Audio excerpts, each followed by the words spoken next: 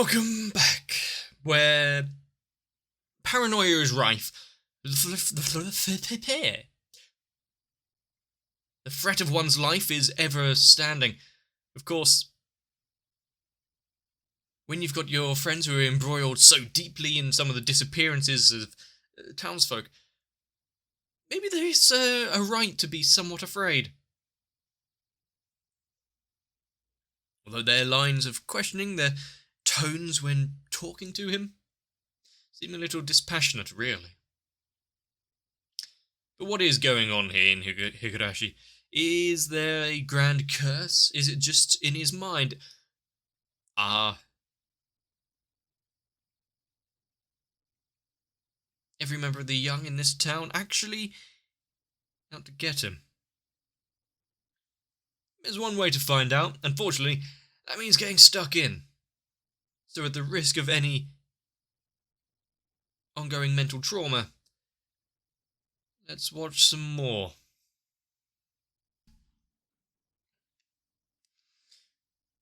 I think all of these late night phone calls and whatnot to this man isn't exactly helping. Well, basically, if anyone's overhearing it all, that's one issue, but it would just be feeding into his fear that they're after him.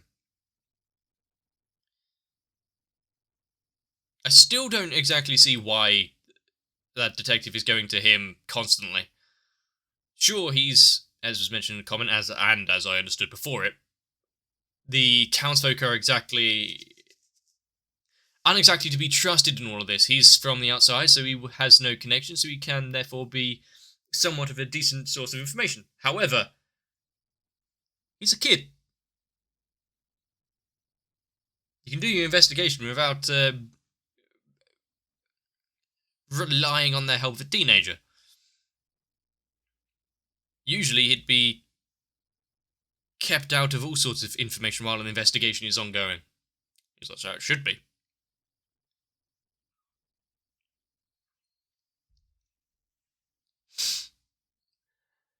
But what is going on behind some of the characters, considering we heard how she had been, was it expelled or suspended from school for breaking all of the windows. What is actually going on with that story? They aren't really acting like you would with a normal child here. I mean, who would want a life-size statue of Colonel Sanders?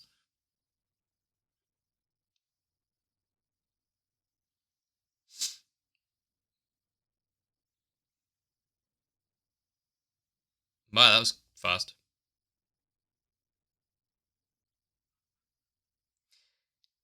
Did she need to open the door with such gusto? Came to see how he's getting on. Did she bring something?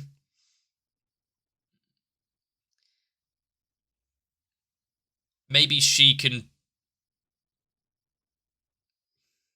It looks really delicious. But maybe she can do a bit of taste testing first. I mean, the car's gone.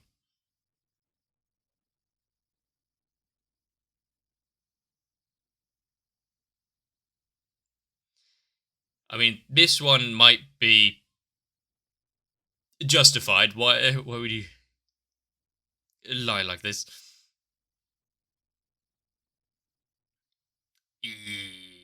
Okay, if she's knowing his moves, that's a very unsuitable security measure if you can just reach through and remove the chain. I mean, she's just yanking at it, but you easily just go, whoop.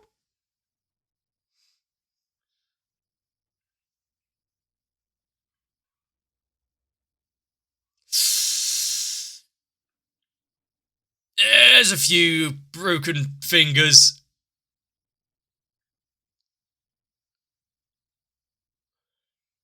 She can't exactly leave. Now, to be fair, I might have went through this stage while trying to get someone out of the room and did not realise their fingers were in the way.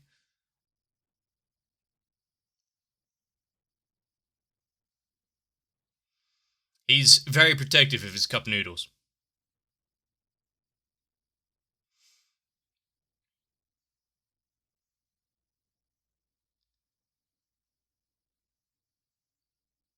Did you just pick it up off the receiver?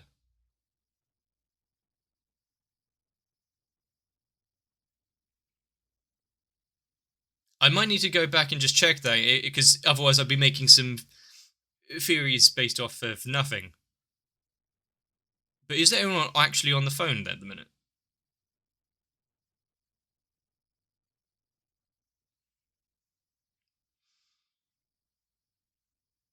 I mean, it's pushing him further into the realms of, oh, they can't be trusted. And with this curse now, well, on top of things, more details have come to light.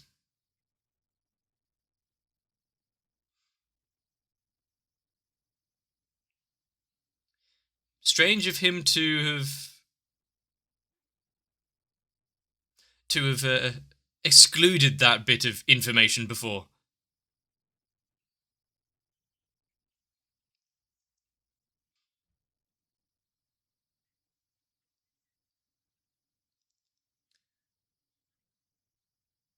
Had a damaged eye.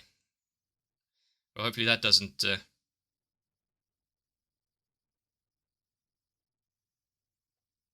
Ooh, those are some reddened fingers.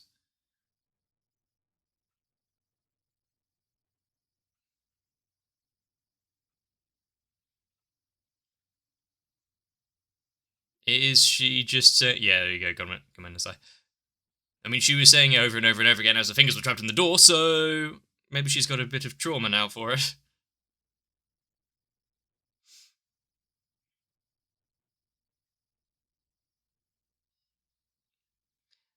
I would be suspicious if she didn't just completely blank him there, considering.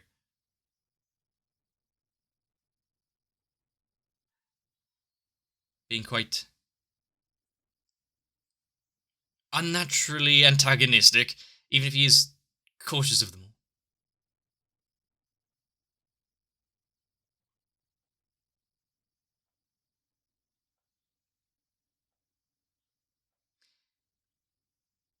I mean, the fact he's changing his personality, starts to withdraw himself a little more, goes out just swinging his bat for hours on end.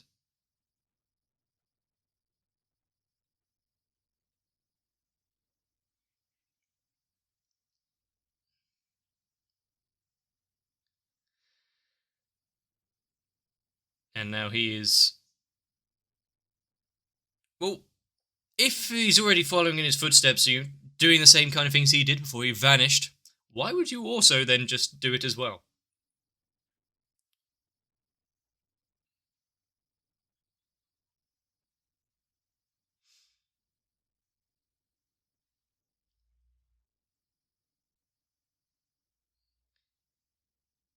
Well, this seems like the first time that he's actually getting something out of them. The fact that like, we're not trying to hide anything.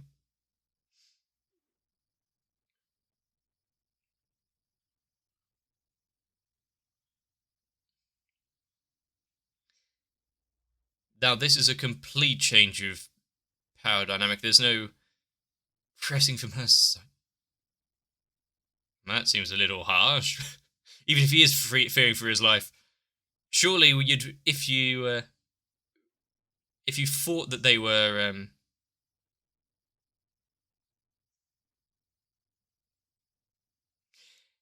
if you thought that they were after your life and whatnot, you wouldn't want to try to sever connections and friendships. Wouldn't it make them more vehement into getting you?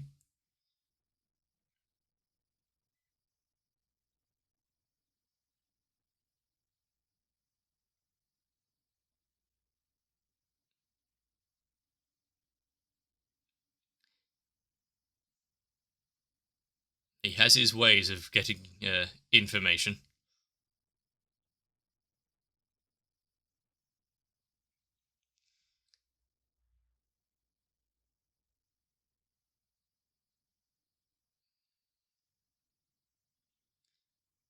Excuse me?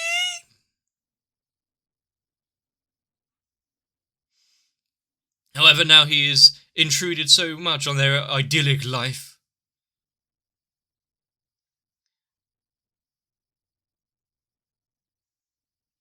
Look what you have done, just because you couldn't hold your tongue a little.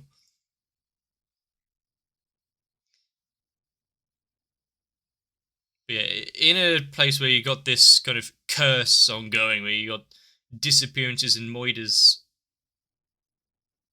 abound, yeah, you don't want to be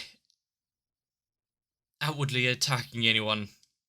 You do not take your eyes off them. Has he never watched a horror movie?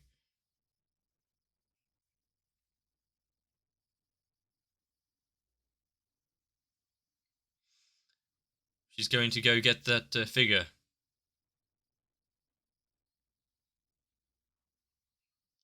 I don't think it was that funny.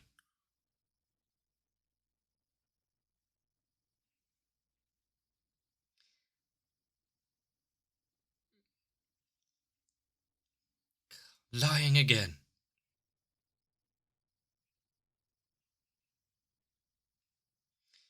However, are they going to make a difference this time? That's if you believe in the demon.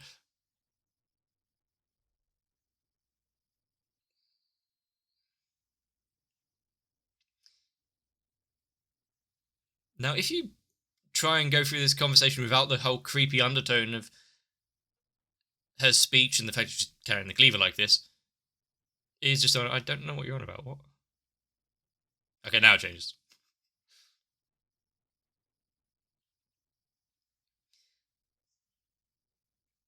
For a superstition, he sure is terrified of it.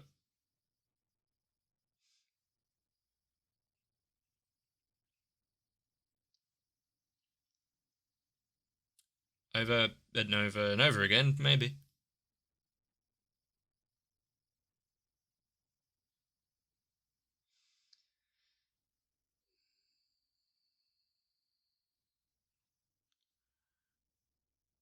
I mean, she's awfully brave just going right up to him, considering he still has the bat in hand.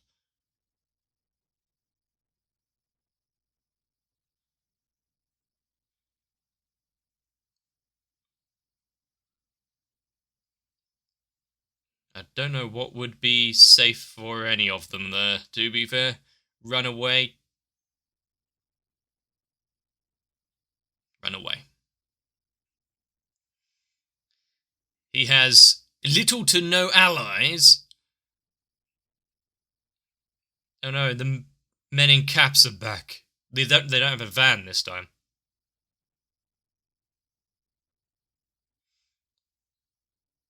Although I don't understand, if they are getting, if they do have this curse and spiriting people away, why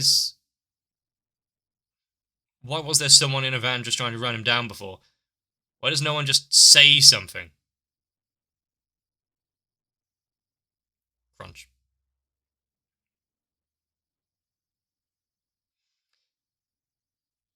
This one's a little hard to get your head around, other than what? Waking up at home.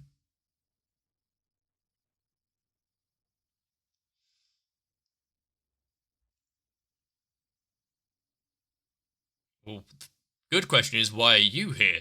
How did you get here?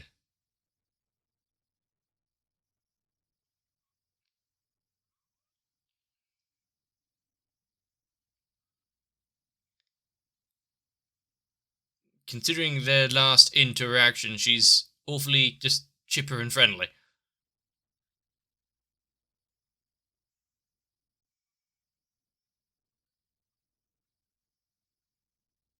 It's great help.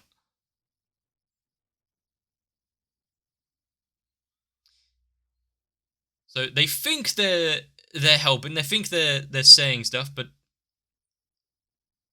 there you go.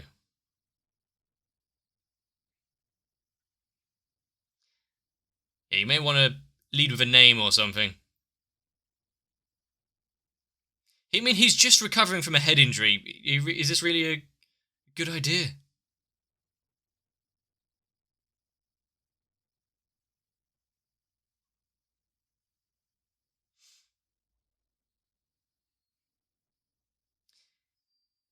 Syringe.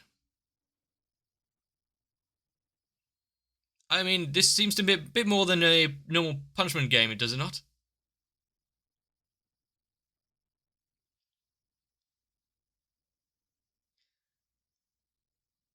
Uh,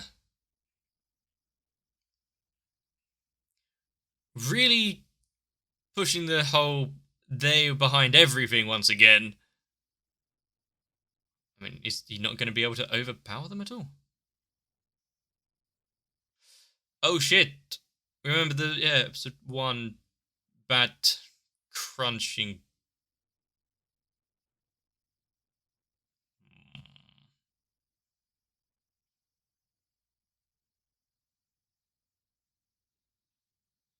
Well, that's rather final.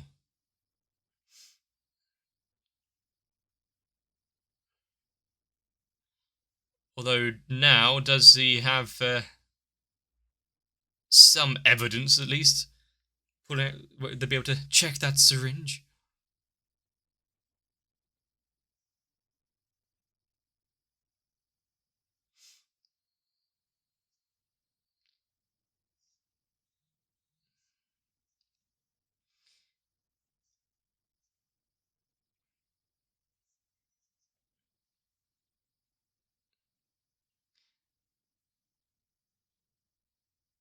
I would like to know exactly, because there's more here.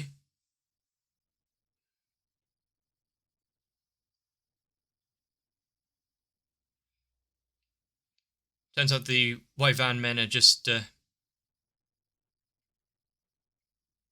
door-to-door salesmen.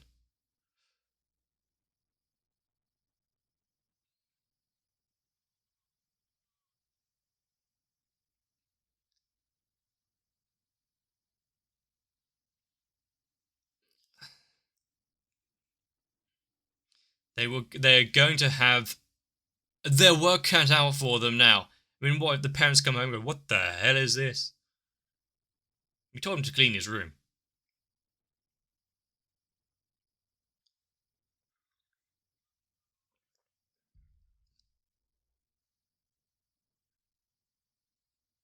He's,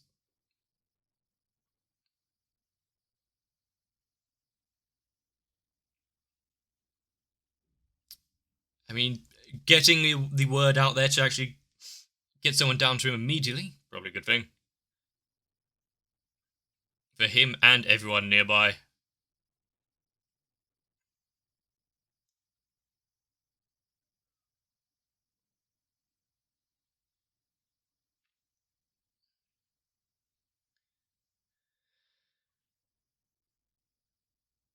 He is getting the whole department down there.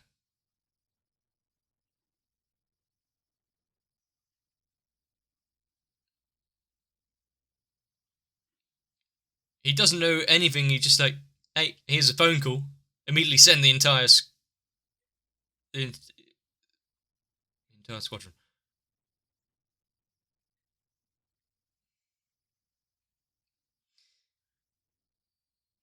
He's not being very.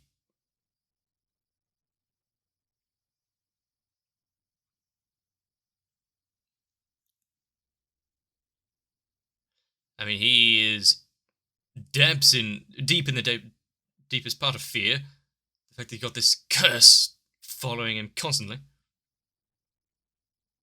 Quick, turn around. What do you see?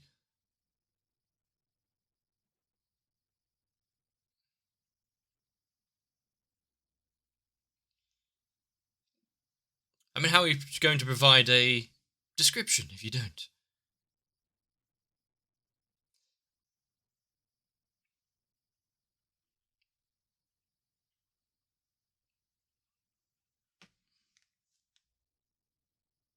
Ugh.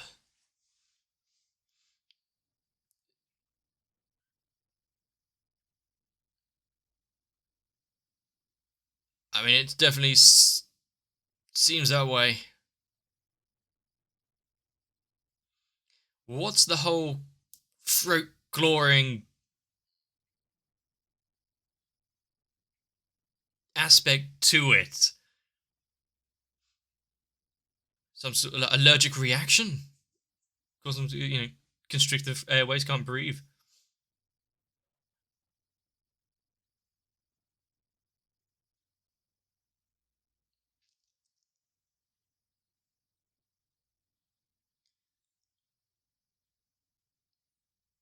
That's the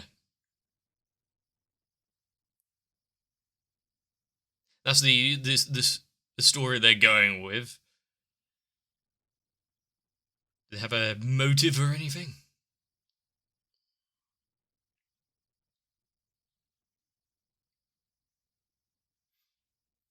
Although with this is the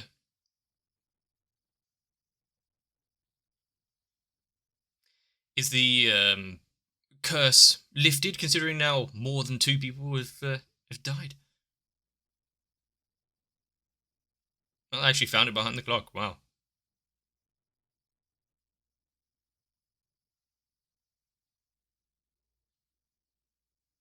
To remove a few lines. He's been going at it for a while.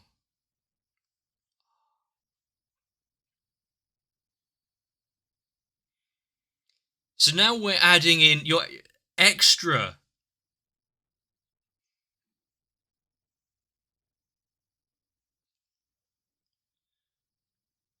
So we've had him going crazy with the killings and murders, the curse, but now it's adding in extra details which is being kept away from us that we didn't see before.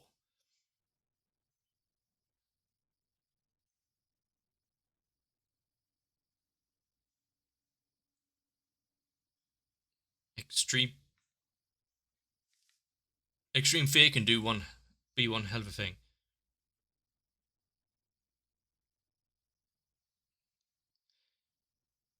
I really didn't expect a murder suicide thing on episode 4. Kind of throws into a loop all of the story. Mystery keeps up though. I'll give it that.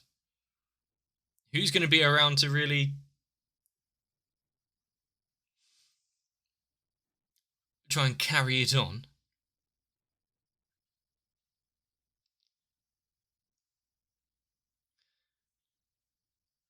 This ending kind of is quite disparate from the tone of the episode.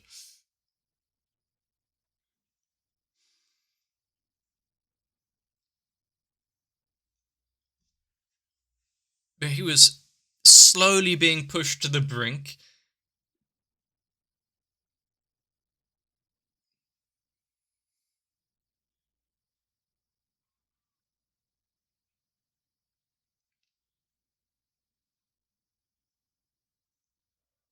What did anyone really expect from this? The whole bit before the whole um the punishment game. I mean, if they really wanted to do something causing terror, that's the way to go about it. If it was just to be effective, yeah, you don't show them the syringe and approach slowly.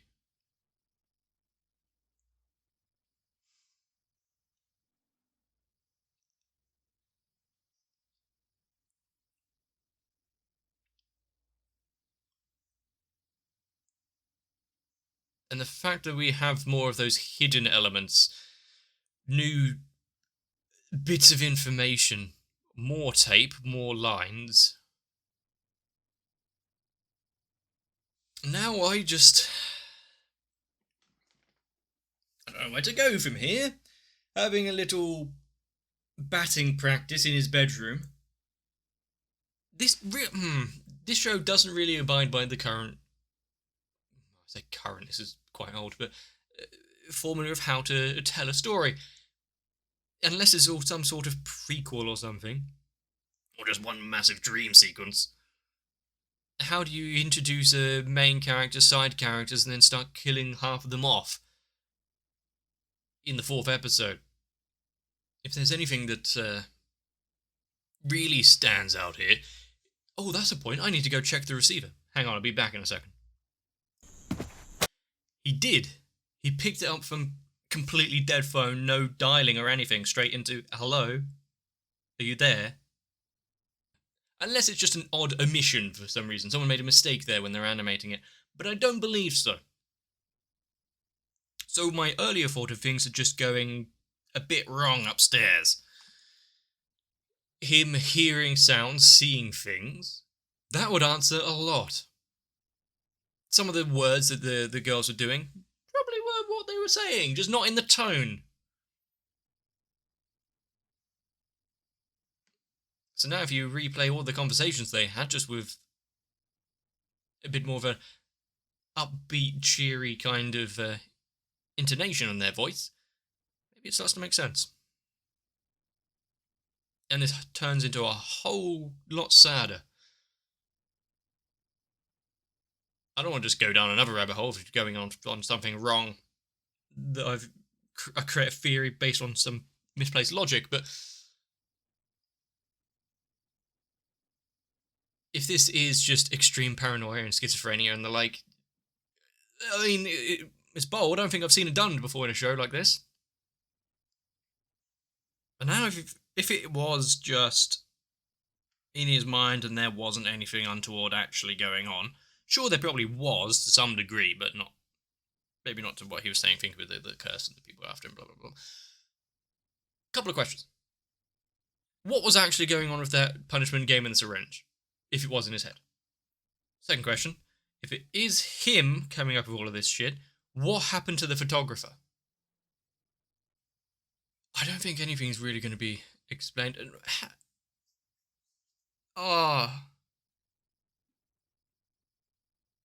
If this was just a self-delusion, then what about the lunch that she made? She was just giving him the things before which you've had a needle in that thing, not the lunch in this episode. Anyway, that what she made, was there anything actually in it? So he destroyed a perfectly good lunch for no reason. I really like the idea of there being nothing really to be fearful for, it just being an issue of his own perspective and perception.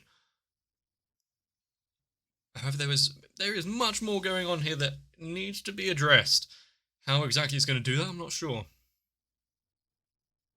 And unless it just hits a reset switch, or we head over to new characters, I don't know what the next one is going to hold at all. I always knew Higurashi was going to be something somewhat interesting to watch. I'm not one particularly for just dark and distressing drama type shows, but these mysteries, they keep me intrigued. Whether or not I'm smart enough to actually work anything out, that's a different story. But definitely with the note being found, missing a section, more tape on the back than what we knew was there from the last time we saw it. Either someone is messing with everything to make it seem out of place or out of order. There is definitely some things as the viewer that we are being held back from. But I am quite, not happy, but anxious and interested in what's going on. Maybe you are too, if you want to avoid any sort of sporting equipment related injuries. But if someone's starting to show signs of extreme fear, don't keep approaching them. That's not legal advice, don't take anything I say.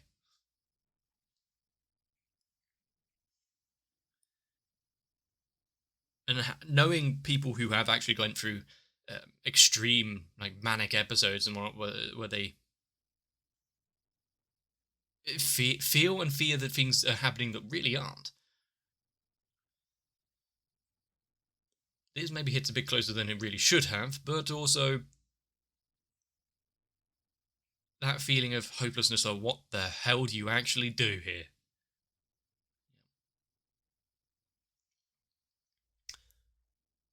It's going to be an awkward day at school the next day once they, so several members of the class aren't going to be making it in anymore.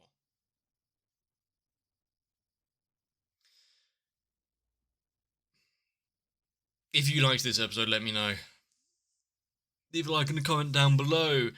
Message about anything I may have missed, or overlooked, or got wrong. But for now, get yourselves a bit of rest. Eat up. You're gonna need your strength. I'll see you in the next one.